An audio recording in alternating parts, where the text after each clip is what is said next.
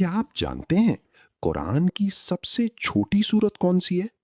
ये है सूरतुल कौसर, एक मुख्तसर मगर बेहद अजीम सूरत। इन्ना आतैना कल कौसर, यानी बेशक हमने आप सल्लल्लाहु अलैहि वसल्लम को कौसर अता फरमाया। अल्लाह ताला ने अपनी महबूब नबी सल्लल्लाहु अलैहि वसल्लम को बेशुमार नेमतें अता फरमाई।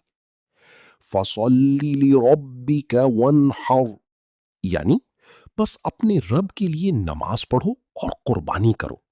ये आयत हमें शुक्रगुजारी और इबादत का दर्स देती है। इन्न शानिअका हुवल अबतर, यानी बेशक आपका दुश्मन ही नामुराद रहेगा।